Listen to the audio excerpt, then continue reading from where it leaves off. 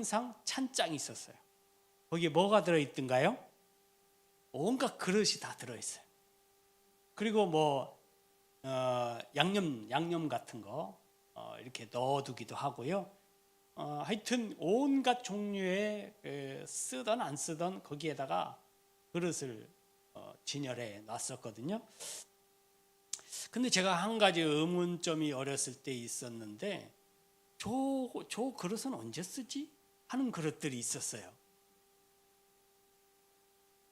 웃으시는 분들은 그런 그릇이 있었던 거예요.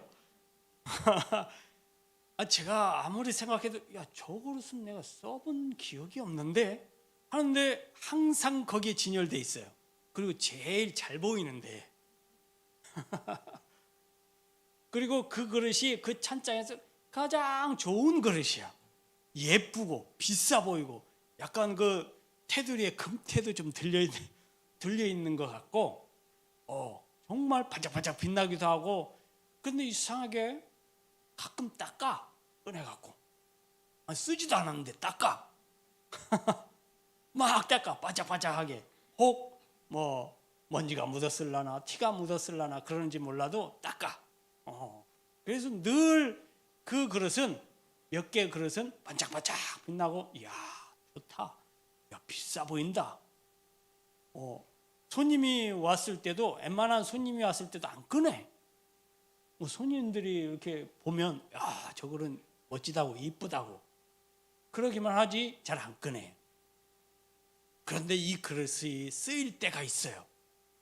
언제 쓰였게요? 목사님이 왔을 때. 목사님이 오니까 그 그릇을 쓰시더라고.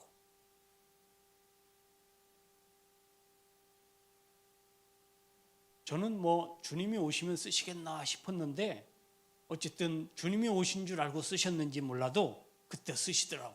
그때 떡하니 밥상에 올라와 있더라고. 접시도 밥그릇도 국그릇도 옛날엔 다 세트였잖아요. 똑같은 모양의 세트로. 수저도 안 쓰던 거. 우리는 그냥 쇠 수저였는데 꺼낸 수저 보니까 뭐 반짝반짝 빛나요. 야 이런 수저가 있었나? 이런 젓가락이 있었나? 싶을 정도로 그런 것들을 내놓더라고. 야 이게 아무 때나 쓰는 그릇이 아니구나. 이 그릇 우리가 평상시에 쓰던 그릇은 잘 안 깨지는 거, 평생 써도 안 닳는 거, 그거 있잖아요. 많이 써보셨죠? 평생 바뀌지도 않아. 왜요? 구멍이 나야 바뀌지. 이 그릇은 철 수저와 철 젓가락을 써도 절대 뚫리지 않는, 깨지지 않는 밥그릇 국그릇이었거든요. 이 꽤나 많은 그릇들이 진열되어 있는 여기에 유리 그릇도 있고 사기 그릇도 있고 쇠 그릇도 있고 밥그릇, 국그릇, 접시, 종지도 여러 종류로 들어있고 반찬 그릇도 들어있고 다 들어있는데 정말 귀하게 쓰는 그릇들은 잘 안 꺼내더라고요. 근데 여러분 실질적으로 쓰임새가 많은 것이 중요한 거지 그릇은 쓰려고. 여러분 국그릇은 왜 필요해요? 국 담아 먹으려고. 밥그릇은 밥 담아 먹으려고. 접시는요 거기다가 반찬을 꺼내서 담아 먹으려고. 그런데 아무리 귀한 거고 돈이 많이 들었던 귀한 비싼 그릇이라도 쓰임새가 없으면 그릇에 효용 가치가 있을까요? 그래서 우리에게 정말 중요한 건 자주 사용하고 정말 보잘것없는 것 같지만 싼 것 같지만 내가 늘 사용하는 그것이 정말 좋은 그릇이 아닌가 생각됩니다. 그 그릇들 보면 쉽게 깨지고 쉽게 바꿀 수 있는 것이고 그런 그릇들이더라고요. 요즘 저기 시내 한복판에 가면 싸게 파는 그 가게가 있어요. 저쪽도 있고 이쪽도 있어요. 뭐 다 모아놓고 파는 데가 있습니다. 그런데 가면 국그릇, 밥그릇이 세트인데 되게 싼 것들이 있어요. 뭐 3,000원, 비싸봐야 5,000원. 그런데 그런 것들의 특징이 뭐라고 생각하시나요? 잘 깨져. 잘 깨져. 저희 집에도 수시로 소리가 가끔 납니다. 무슨 소리? 깨지는 소리. 근데 요즘은 제가 잘 못 들었는데 예전에 이렇게 세트로 이렇게 예쁜 거 좀 예쁘게 보이고 싸지만 좋아 보이는 것들을 사서 이렇게 가져와서 쓰다 보면 어느 순간 하나가 없어져. 응? 뭐지? 가신 거에 깨져서 쉽게 깨져. 우리가 자주 사용하고 정말 실생활에서 유용하게 쓸 수 있는 것들은 대부분 보니까요. 잘 헤어지고 깨어지고 파손되고 그런 것들이 많더라고요. 이것을 가리켜서 오늘 성경에는 질그릇이라고 표현을 하거든요. 이 질그릇은 그냥 흙그릇과 사기그릇의 중간쯤 되는 그릇이에요. 그냥 흙그릇은 뭐 담아 먹을 수 있나요? 안 되죠. 흙물이. 근데 사기그릇은 굉장히 정성도 들이고 뭔가 시간도 오래 걸리고 하잖아요. 만들려면 들어가는 재료도 여러 재료가 들어가고 요즘은 뭐 이렇게 집어 던져도 안 깨지는 본 차이나가 있어요. 짐승의 뼈 들어간. 그래서 잘 깨지지 않는 집에 찬장에 그런 거 한두 개씩은 다 가지고 계시잖아요. 그런 것도 있는데 그것보다는 훨씬 못한 빠른 시간 안에 빨리 사용할 수 있게끔 빨리 만들어낸 흙그릇이 이 질그릇이에요. 그러니 질그릇의 특징이 뭐겠습니까? 잘 깨지겠죠. 잘 깨져. 뭔가 조금만 세게 부딪혀도 이가 팍 나가고 금이 쫙 하고 깨지고 그런 것이 질그릇이에요. 그런데 이 질그릇은 예전부터 아주 오래전부터 유용하게 쓰여졌어요. 이 질그릇이 화기를 이 뜨끈뜨끈한 화기를 담은 때부터 그릇의 용도가 이 집안의 용도, 뭔가 담는 것에 대한 용도가 굉장히 혁명적으로 바뀌었거든요. 우연한 기회, 모든 것들이 우연한 기회 같지만 어찌됐든 간에 진짜 흙으로 점성이 있는 흙으로 이렇게 토기를 만들어서 그냥 쓰다가 보니까 여러분 거기에서 흙도 나오고 뭣도 나오고 지저분한데 어쩌다가 그 집에 불이 나버렸네요. 불이 나서 그 흙을 불이 덮어버렸어요. 그랬더니 그 흙그릇이 어떻게 됐어요? 단단하게 되는 거예요. 잘 깨지지도 않고 거기다 물을 담았는데 물에 흙이 번져온 나지도 않고 이거 봐라, 불이 났는데 이렇게 됐다? 불을 머금으니까 이렇게 되는구나 해서 그때부터 흙으로 그릇을 만들어서 불에다 굽기 시작한 거예요. 거기다가 무슨 모양도 새기고 뭐 해서 옛날에 그 그릇의 조각들 보면 뭐 모양도 있고 그래서 그 모양별로 이 토기는 어느 시대에 쓰였던 토기다. 어느 시대에 쓰였던 토기다. 그렇게 무늬를 보고 그 조각의 무늬를 보고 알 수 있었다고 해요. 그럴 정도로 유용하게 널리 쓰였던 것이 질그릇이에요. 다만 참 약점이 하나 있어요. 뭐라고요? 잘 깨져. 오래 못 써. 그런데 흥미롭게도 사도 바울은 고린도후서 4장 7절에 우리가 이 보배를 질그릇에 가졌으니 이는 심히 큰 능력은 하나님께 있고 우리에게 있지 아니함을 알게 하려 함이라. 이 말씀처럼 우리를 질그릇이라고 표현을 해요. 질그릇을. 우리 보고 질그릇이래요. 그렇다면 우리는 뭐하기 쉬운 존재라고요? 깨지기 쉬운 존재. 그러고 보니까 내가 참 마음도 약하고 생각도 약하고 의지도 약하고 믿음도 약하고 다 약해. 넘어지면 여기 깨지고 저기 깨지고 몸도 그러고 보니까 약해. 지금 더군다나 나이도 많이 들어서 조금만 어떻게 해도 잠을 조금만 잘못 자도 아파. 너무 약한 존재예요. 그러고 보니까 질그릇에 표현한 게, 야, 사도 바울은 참 멋진 사람이구나. 참 비유도 잘한다.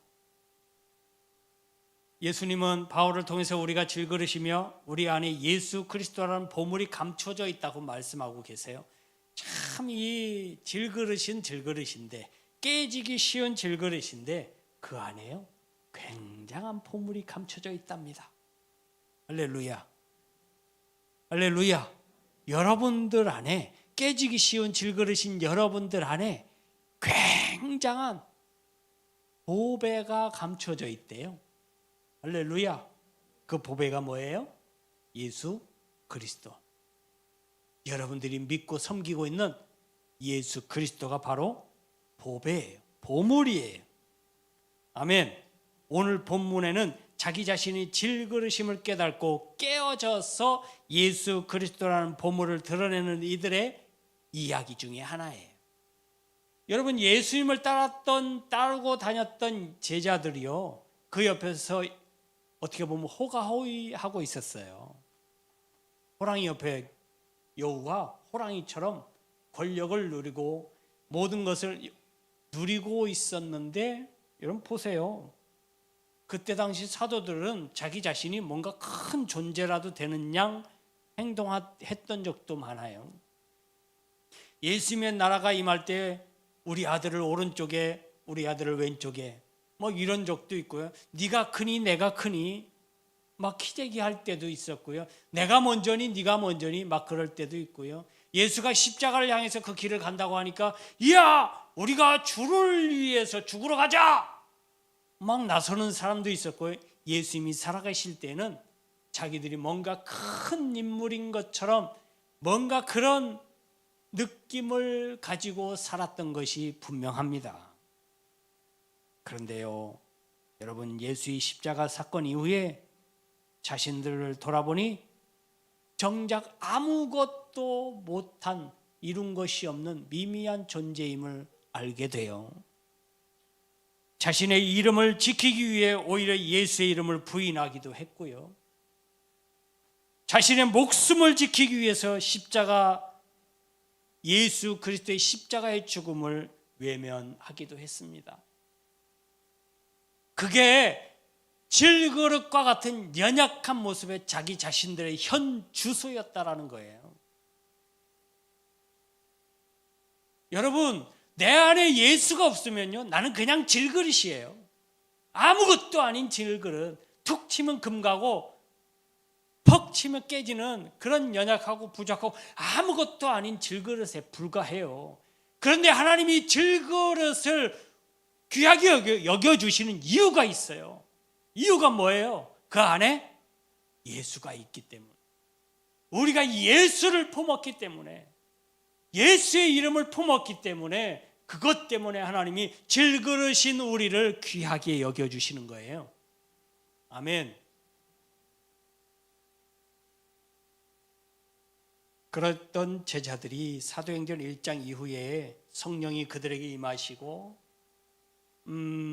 그들의 두껍게 쌓여져 있었던 질그릇과 같은 자기들의 모습들이 깨어져 버렸어요.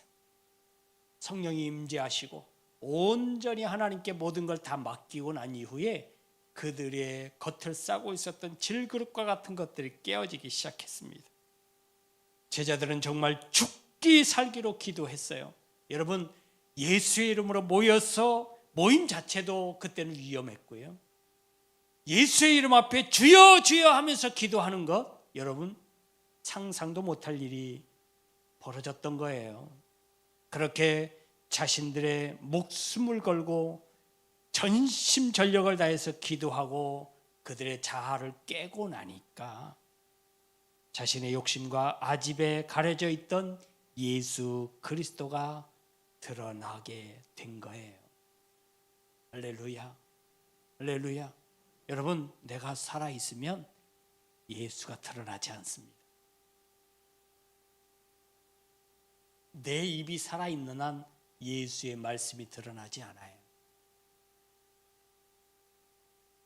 내 생각이 여전히 나를 사로잡고 있는 한 예수는 나에게 말씀하시지 않아요. 내가 중간에 주님께서 받아야 될 영광을 가로채고 있는 한 예수는 빛나지 않습니다.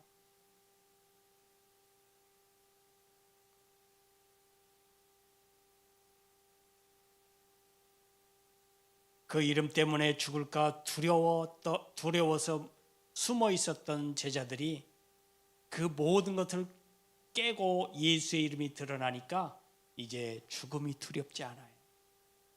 세상 사람들의 손가락질이 두렵지 않아요.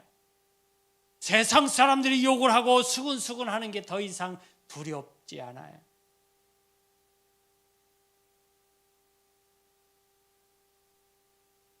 그렇게 깨어지고 나니까 그들이 하는 일을 보세요. 말씀을 전할 때 그 말씀 듣는 사람들이 자기 자신도 깨버리겠다고 하잖아요.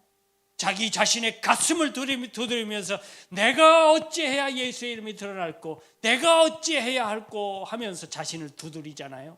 이게 자신을 깨기 위한 행위예요. 그리고 자신을 깨고 나니까 예수의 이름이 드러나니까 예수의 이름으로 앉아있어 살았던 사람이 걷는 역사가 일어나고요. 할렐루야, 할렐루야. 예수의 이름이 드러나야 역사가 일어나고 기적이 일어나는 거예요. 내가 여전히 살아있고 이 별 쓸모가 없을 것 같은 연약한 내 자신 가지고는 역사가 일어나지 않아요. 참으로 희한한 것은 이렇게 자신의 질그릇과 같은 내 연약한 모습이 깨어지고 나서 많은 역사들이 일어나잖아요. 그러면 앞길이 평탄해야 되는데 뻥 뚫려서 시온의 대로가 쫙 펼쳐져야 되는데 안 그래요. 하나님은 그걸 내버려 두지 않네요. 하나님은 더 큰 역사를 위해서 무언가 그들에게 시련과 험난한 길을 계획하셔요. 홍해에서 사도들을 불러요. 잡아들여요. 강압적으로 불러들여요. 위협을 합니다. 너희들이 무슨 권한으로 그런 일을 했느냐? 아니, 병자 고쳐주는 일을 누구한테 허락받아야 되는 겁니까? 그러니까 말도 안 되는 거지만 이들의 생각에는 그냥 시기하고 질투심이 폭발한 거예요. 백성들의 마음이 사도들에게, 교회에게 쏠리는 것에 대해서 너무 질투가 나는 거예요. 그래서 얼토당토하는 말로 그들을 쪼아대는 거예요. 권력 앞에 뭐라고 할 수 있나요? 권력이 그렇다면 그런 줄 알아야죠. 권력이란 힘이에요. 힘 있는 사람이 힘 없는 사람을 찍어 누르는데 뭐라 항변할 수 있나요? 죽음의 위협이 있는데요. 사도들을 막 두들겨 패요. 그 일 해봤잖아요. 예수 그리스도를 막 두들겨 패고 성공한 것처럼 보였잖아요. 그래서 예수 믿는 사람, 예수를 따르던 사람들이 그것 때문에 확 다 뿔뿔이 흩어졌잖아요. 그러니까 그 일을 똑같이 하는 거예요. 이 제자들에게. 이 제자들을 막 두들겨 패요. 채찍질합니다. 피가 튀고 살점이 떨어져 나가고 그런 걸 경험하면 제자들도 트라우마가 있잖아요. 예수님이 그렇게 당한 걸 보고는 야, 이거 안 되겠다, 우리 잠깐 쉬자 할 수도 있는데, 여러분, 제자들은 그 위협 속에서 실질적으로 몸에 고통이 가하는 그 순간에도 그걸 당연하다 여겼다. 여러분, 그럴 수 있을까요? 혹은 이렇게 생각할 수도 있지 않았을까요? 내가 왜 평안한 삶을 버리고 예수를 다시 따르고 있을꼬? 내가 이럴 바에는 예수를 안 믿고 말지. 내가 무슨 영화를 보겠다고 교회를 다녀서 이런 꼴을 당하나? 이렇게 제자들이 생각할 수도 있는 그런 상황이에요. 근데 여러분 보세요. 41절의 말씀에 이 말씀 여러분 기억하십시오. 또 꼭 체크하셨다가 기억해 보시기 바랍니다. 사도들은 그 이름을 위하여 누구? 예수 그리스도. 예수 그리스도를 위하여 능력받은 일에 합당한 자로 여기심을 기뻐하면서 예수의 이름 때문에 핍박을 받고 예수의 이름 때문에 욕을 당하고 예수의 이름 때문에 매를 맞고 위협을 당하는 것을 오히려 기쁘게 여겼다. 할렐루야. 여러분 기쁘게 여기세요.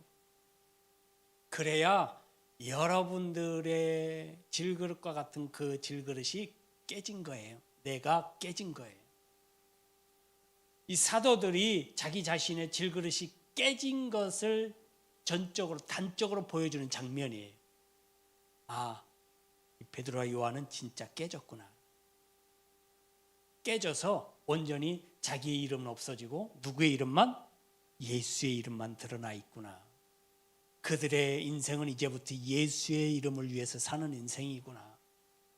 할렐루야. 그들의 영광을 위해서가 아니라 예수 그리스도의 영광을 위해서 사는 인생이구나. 이걸 통해서 알 수가 있는 거예요. 여러분 그렇게 예수의 이름 때문에 핍박을 받고 능력을 받는 것을 기쁘게 여겼다고요. 요즘 얼마나 평안한 시대인지 몰라요.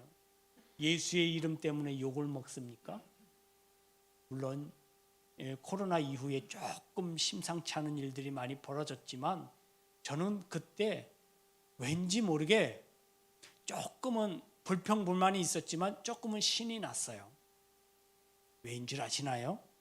아, 내가 예수님 때문에 이런 어려움을 당하는구나.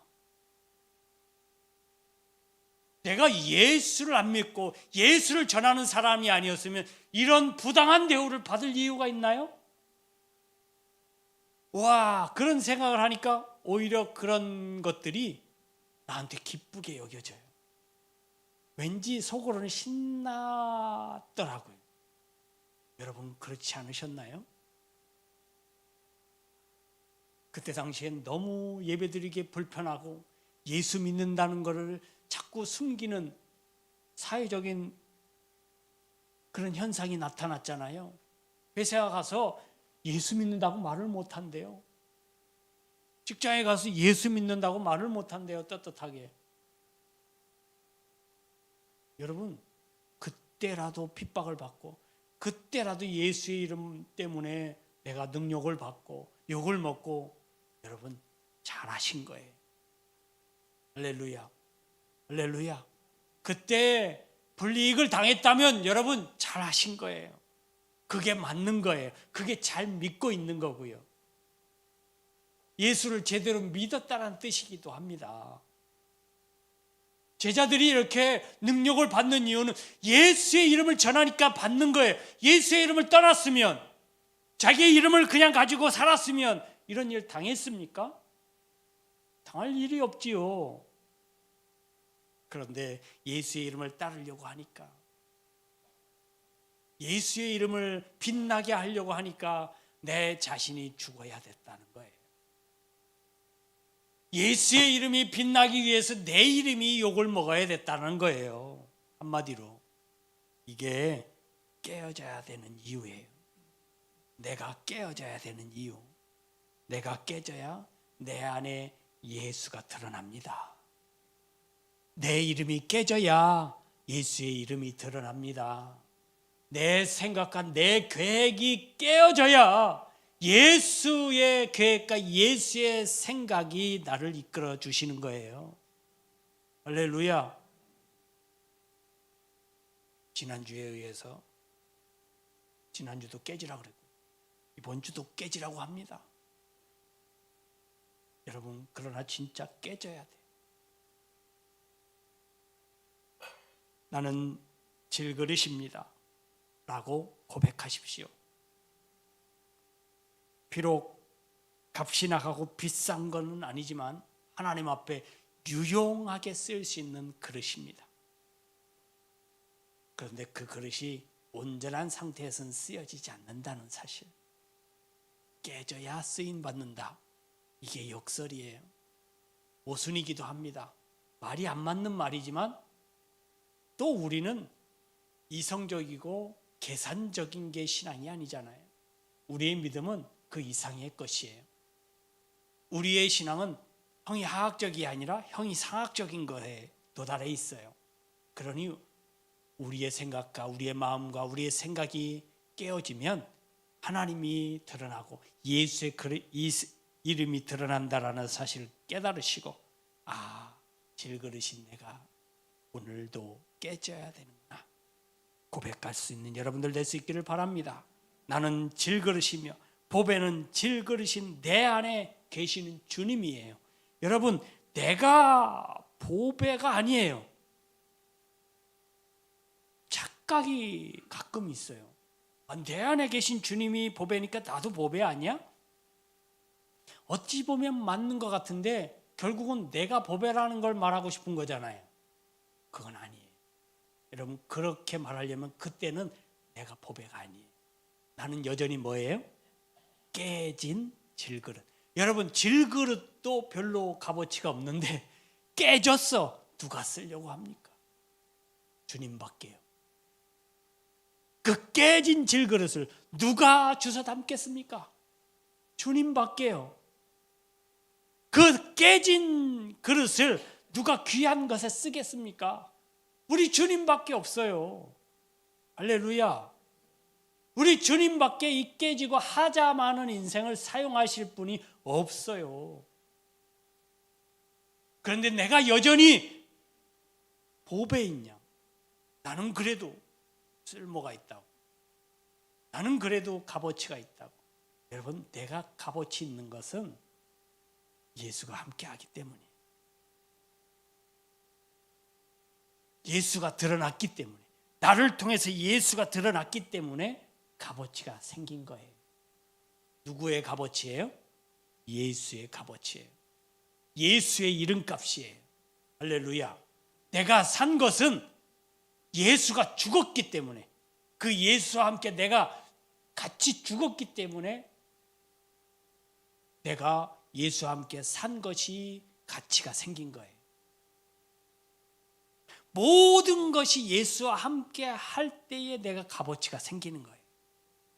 할렐루야. 예수와 따로 떨어지면 나는 그냥 일그릇이에요. 보배 아니에요. 빛나지 않아요. 쓰임새는 많을 수 있으나 귀하게 대우를 받지 못해요.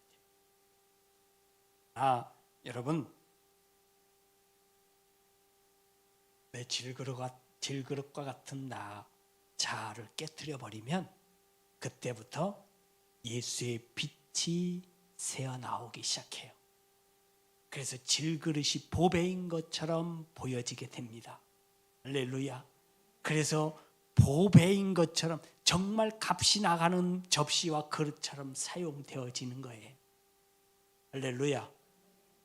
그게 이상한 법칙이지만 성경의 법칙이 그래요. 내 자가 꼿꼿이 섰을 때는 하나님이 절대 응답하시지 않아요. 내 힘이 막강했을 때는 여호와 하나님께서 모세를 찾아가지 않아요. 꼬부랑 할배가 돼서 양이나 치고 아무 능력이 없을 것 같은 그때야 비로소 하나님이 모세를 찾아가서 어마어마한 일을 시키세요. 그래서 모세의 이름이 빛나게 해주셔요. 여러분, 이게 성경의 법칙이에요. 이게 하나님의 법칙이에요. 여러분, 아무리 잘나고 아무리 예쁘고 아무리 건장해도 우리는 질그릇이에요. 하나님 앞엔 질그릇이에요. 아무리 금태를 둘렀어도 하나님 앞에서 모두 다 질그릇이에요. 근데 정말 중요한 건 뭐냐면 그 안에 예수를 품었다는 것. 저와 여러분들이 귀하게 쓰임받고 빛날 수 있는 원인이에요. 그러니 이제부터 여러분, 내가 아니라 예수가 빛나야 내가 빛나는구나. 내 이름이 전해지는 게 아니라 예수의 이름이 전해져야 내 이름이 빛나는구나. 예수가 높아져야 내가 높아지는구나. 예수가 존경을 받아야 내가 존경을 받는구나. 이걸 깊이 묵상하시고 받아들이시고 여러분 그걸 고백하실 수 있기를 바랍니다. 그래서 온 나라와 교회와 가정과 어디에서든지 귀하게 쓰임받는 저와 여러분들 될 수 있기를 주님의 이름으로 축원합니다. 기도합니다. 지금은 길이요 진리요 생명 되신 주님 예수 그리스도의 크신 은혜와 독생자까지도 아끼지 않고 십자가에 내어주신 아버지 하나님의 지극하신 사랑하심과 성령의 감화 감동 교통 내주 역사하심이 질그릇 속에 계신 예수 그리스도를 빛나게 하기 위해 내 욕심과 내 주관적인 삶을 깨트리기로 결단하는 모든 성도님들 머리 위에 그들의 가정과 직장과 사업과 이 나라와 이 민족과 온 세계 위에 이제부터 영원토록 함께 있을지어다. 아멘.